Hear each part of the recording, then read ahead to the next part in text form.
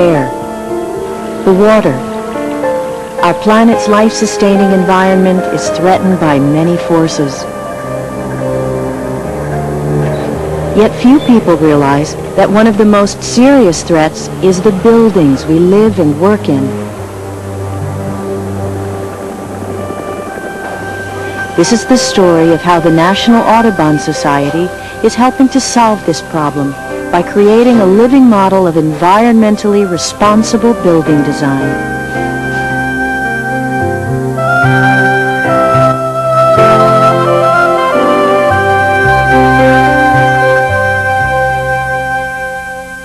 If we have an energy strategy which is based on simply producing more and more and not saving any, we first are going to lead to environmental problems that are intolerable and should be avoided.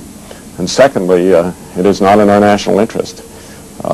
You can't continue to drill oil every place, such as in the Arctic, without paying substantial environmental costs. And when we waste as much as we currently do, we will not be competitive and are not competitive with trading partners abroad, such as the Europeans and the Japanese, who are far more energy efficient.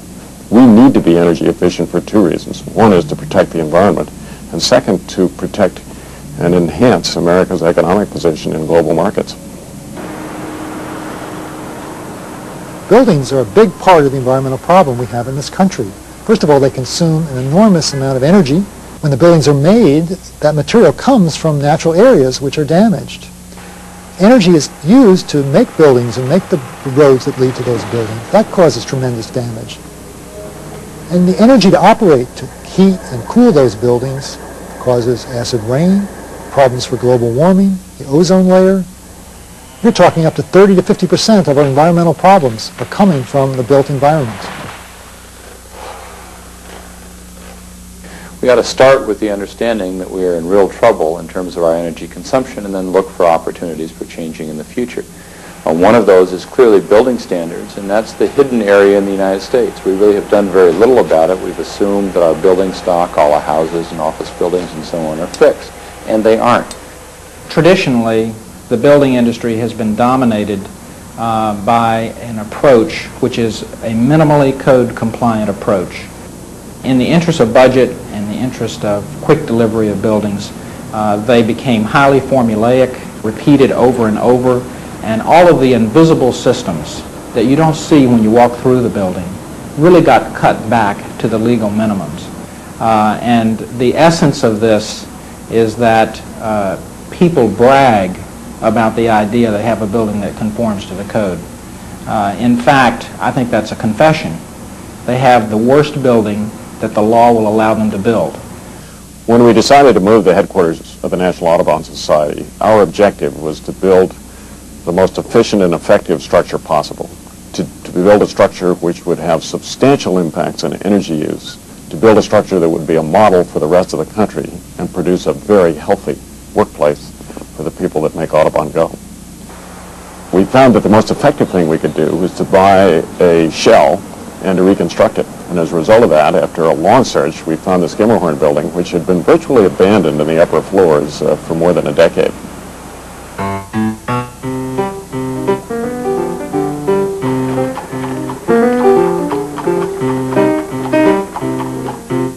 The Skimmerhorn building is by George Post, who was a distinguished architect at the turn of the century. He did the New York Stock Exchange building.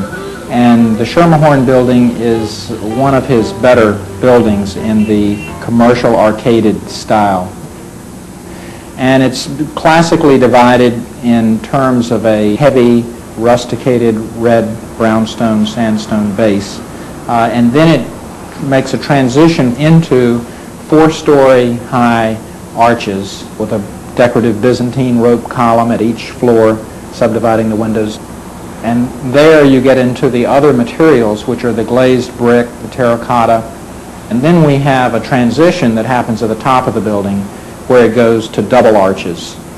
The building incorporated elevators, so it was right at the emergence of the skyscraper. It would have gone against the grain to tear it down. First of all, you could not build a building of the same quality. And by saving it, by recycling it, we're saving on energy. The building represents a great deal of embodied energy. just sitting there, steel and concrete and stone, masonry. So the first part of the program was to save that building and to conserve the facade so that there could be no more deterioration or breaking and cracking off of the ornamentation.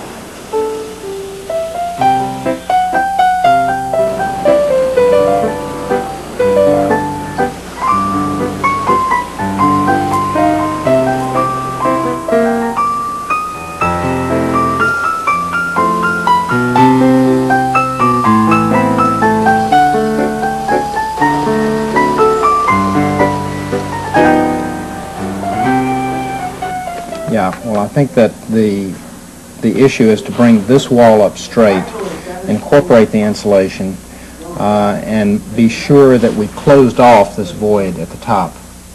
From the beginning, Audubon really wanted the project to serve as a real-world model. Therefore, all of the decisions that we made relating to materials, technologies, design decisions had to really answer yes to three basic questions. Have we considered the full environmental implications of the decision? Can it be easily replicated with market-tested products? And is it cost-effective? I think you have to be ready to depend on the envelope and the air infiltration and the pattern of use that we've talked about with Audubon, because we want to really build those into the decision and actually bring the size of the system down so it's really paired to their unique demands. Well, we mustn't lose sight of the fact that what they're doing is really setting up a laboratory situation, something that is replicable for other offices to use. So everything we do in terms of energy efficiency must be able to be repeated.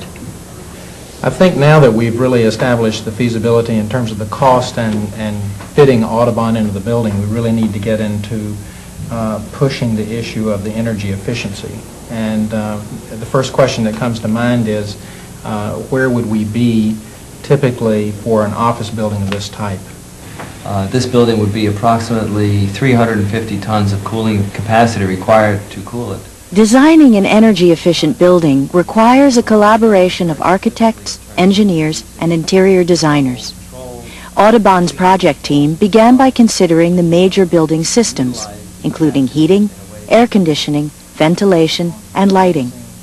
But they concluded that the efficiency of these systems depended first upon how well the building was insulated. The element that is frequently overlooked is the thermal shell, the outside shell of the building. We tend to look at systems rather than looking at the vessel within which the energy is pumped in the form of heating and cooling. On the roof, we used multiple layers of fiberglass insulation and we're moving into a level of performance significantly in excess of the building code.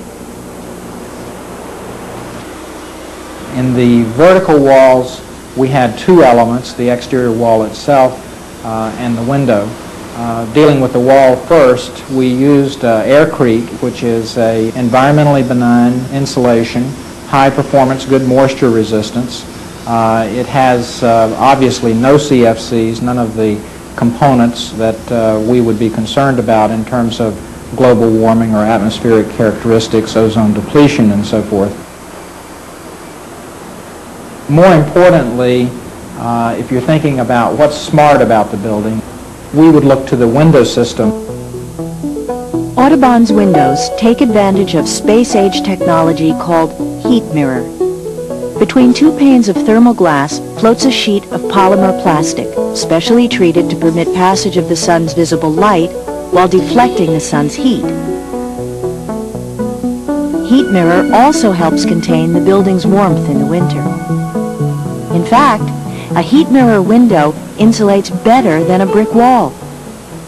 Audubon's attention to wall and window insulation paid off well by helping to cut by 1/3 the amount of energy needed to heat and cool the building.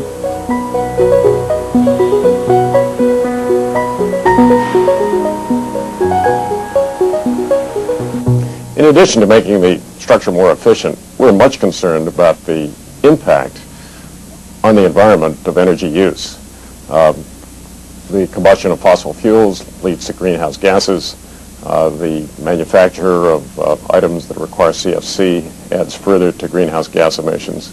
The continuing production of energy has environmental impact.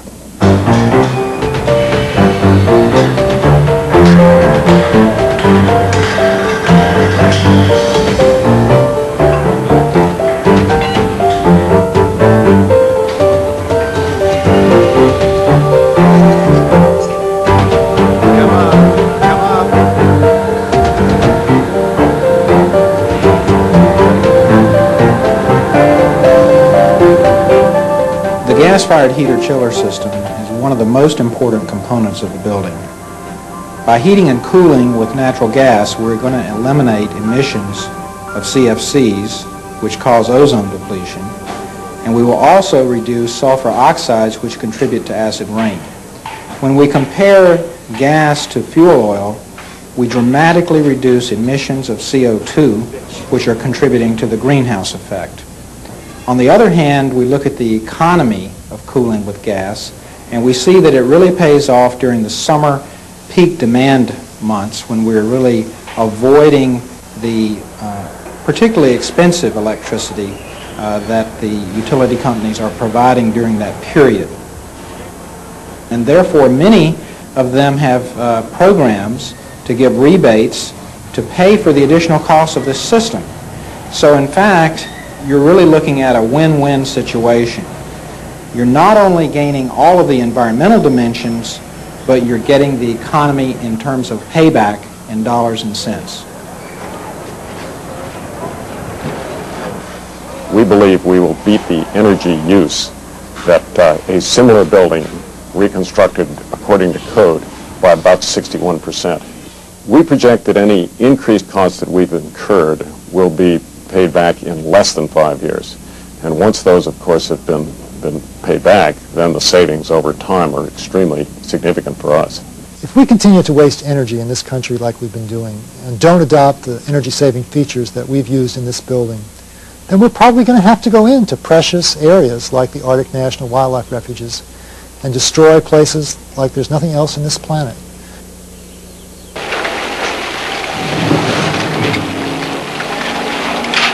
Canada's James Bay is a classic example of how the urban environment impacts upon the natural environment. The area encompasses a vast and pristine wilderness, which not only serves as critical habitat for millions of birds and other wildlife, but also as homeland for thriving Native American communities. The rivers of this magnificent region function as its lifeblood. Yet some of them have already been destroyed by construction of the first stage of what would be the largest system of hydroelectric plants on Earth. What is left of the ecological heart of James Bay hangs in the balance of contracts now being discussed to provide electricity to power buildings in the northeastern United States. The state of New York took a look at the proposal to buy a substantial amount of James Bay power and have just turned it down. And one of the reasons that they did turn it down was that they agreed with us that demands were not going to be increasing at the rate which they had previously predicted as a result of conservation moves such as those represented by the Audubon building. Major national policy looking at energy has to obviously consume the issues of the environment as well. The two are not mutually exclusive. Good energy policy is going to be good environmental policy. So if we do better in terms of the use of energy in buildings, we're also going to be doing a lot better in terms of our global environment, in terms of the harm that we're doing to individuals living within the buildings. Since fall, Building 8 has been evacuated a half dozen times. Workers become sick and complain of poor ventilation and foul odors. A special The issue of indoor air pollution is very much with us today.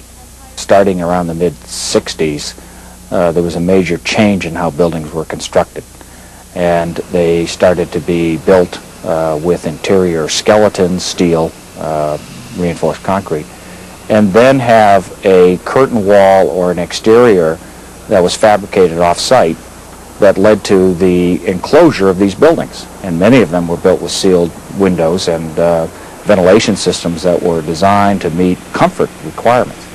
Turns out that many of these buildings never could do that. And as a result, we started to see the emergence of health complaints. First considered to be comfort issues, eye irritation, maybe lethargy, sore throats. But as we begin to study this field further, we realize that in many cases these have led to more serious illnesses. That might be loss of lung performance. It may be a change in kidney performance or liver function. Some estimates of problem buildings are as high as 30% of the total building stock. There are a certain set of contaminants that come in from outside. These might be fumes, gases, combustion products, diesel exhaust, for instance, by loading docks that find its way through the ventilation system and expose people indoors.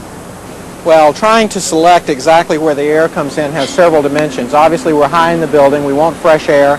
We're located here next to an open roadway, so we're getting really good movement of air, fresh, no adjoining exhausts and pipes and so forth. So we've really got the foundation, the first step to achieving good air quality.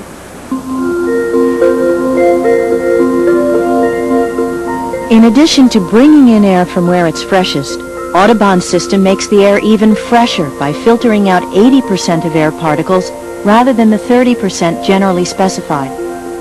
And there will be substantially more fresh air brought into the building than is recommended in the nation's highest standards. The system has also been designed to minimize moisture carry-through to the ventilation ducts, which will reduce the possibility of bacteria or viruses growing there.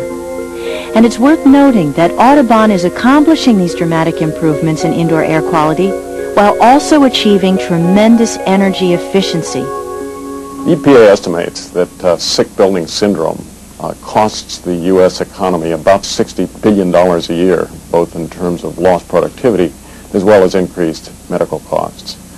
We wanted to solve the sick building syndrome and thus have constructed a building which we think will be far healthier than practically any other structure around.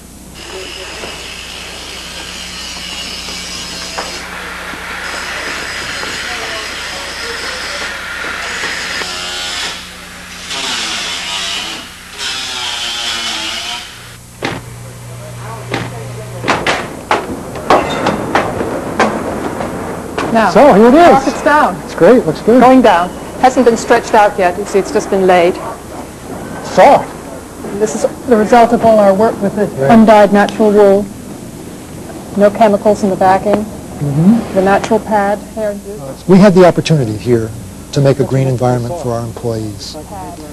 But there were no guidelines as to how to do that. So we had to invent the process ourselves. And what you do is you start out looking at the spec sheets on every product you buy, matching those spec sheets against harmful chemicals, and rejecting products when there is a reasonable price alternative that doesn't have them. You look at what kind of environmental record does the company have that produces the product. We also look at what is the upstream impact of creating that product before it even gets here.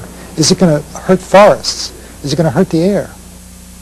The biggest problem with indoor air pollution is the volatile organic compounds, particularly formaldehyde.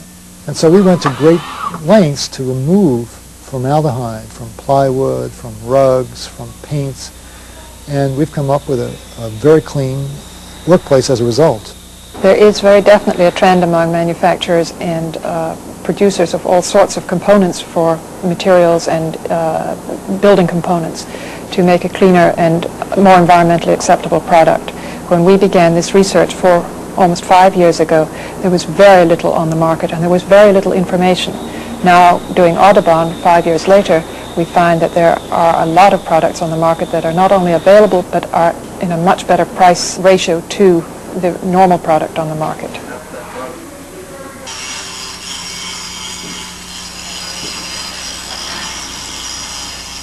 The most striking moment in this whole process for me was coming here during construction, to be walking around when they were laying down the rugs, when they were painting the walls, and I suddenly realized I couldn't smell anything.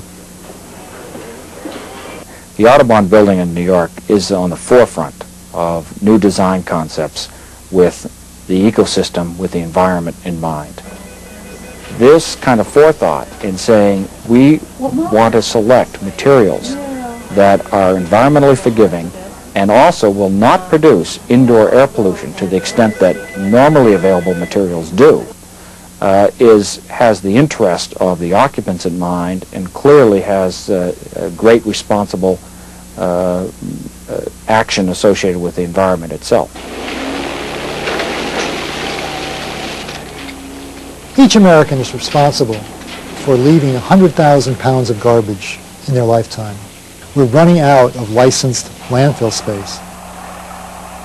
We've got to start reusing material, send it back to our factories so we're not devastating the virgin areas and causing excess pollution. Audubon also used building products made from recycled materials, such as newspaper recycled to make sheets of subflooring, wallboard made from recycled paper and gypsum, bathroom and kitchen countertops made from plastic bottles, and floor tiles made from glass light bulbs.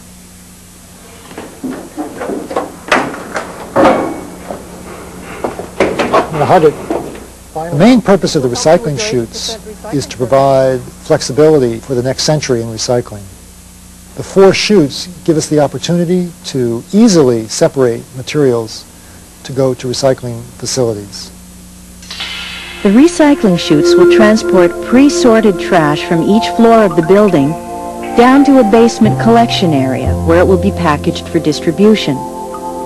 The chutes are designated for white paper, mixed color paper, aluminum cans, and plastic bottles. With the addition of other recyclables collected from central pickup points, Audubon expects to recycle a remarkable 80% of its waste. The last phase of our recycling program is our purchase guidelines. They're going to be reasonable ways that we can purchase material that has post-consumer waste in it that makes the materials we buy recyclable themselves or compostable. As Audubon's new home neared completion, attention turned to the final key ingredient to achieving optimum energy efficiency, lighting. The first objective was to take advantage of daylight, particularly the abundant window light on the south wall of the building. This is augmented by overhead fixtures fitted with special reflectors and solid-state ballasts. To maximize energy efficiency, occupancy sensors switch lights on when a space is occupied, switching them off when empty. And near windows, there are sensors that read the incoming daylight, dimming the electric lights on bright days and bumping them up on cloudy days. Audubon's cooler burning lights also helped reduce the amount of energy needed for air conditioning. The system that we've employed here will easily surpass the 70-75% range of savings in lighting performance, I would predict, and will probably approach a magnitude of 80%. Certainly, there are elements within the system that clearly reach and exceed 80% efficiencies.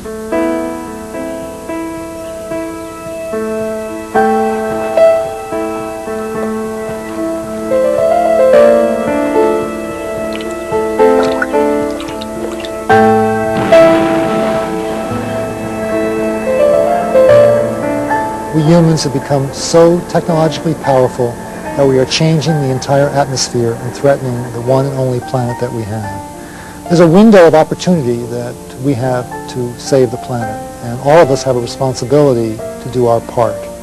And one important way to do that is to make buildings that we can be proud of. The effect the Audubon building in and of itself will have on the environment is of course very small. The way that this building will be effective is by example. Our hope is that other builders, developers, architects, designers will take some of this technology, some of the notions that are embodied in the Audubon building, and use them in their own buildings. The significance of this project with respect to the national energy picture is that for too long the assumption has been that we're going to meet our energy needs simply by drilling in different places. The most recent proposal has been the Arctic Wildlife Refuge, a very special place. I've walked across it, and the grandeur of that piece of wilderness is unexcelled. Now, there are alternatives to meeting our energy needs. The chief one is conservation. Buildings such as the Audubon structure will produce far more energy than drilling in the Arctic. We're at a fork in the road on energy, and we can continue to try to go the direction which we're going, which is burning more oil, which means greater dependence on the Middle East. And we're going to find ourselves all tangled up in various international political situations like the war in Iraq, which was mainly oil. Or we can move in a different direction. And that's a different kind of a path, which is a path toward conservation. The story that is embodied here is that this is available technology, that is the accumulation of thought and care in the combination of systems that results in an inherent quality. Because what this is all about is value, doing more with less, getting a return on your money. And this is a market cost building in the middle of Manhattan. It doesn't have all the glitz, it doesn't have all the stainless steel and the brass and the marble. It's got the money where it counts. It's got the money spent on creating a well-lighted, low-stress, high-performance working environment for people.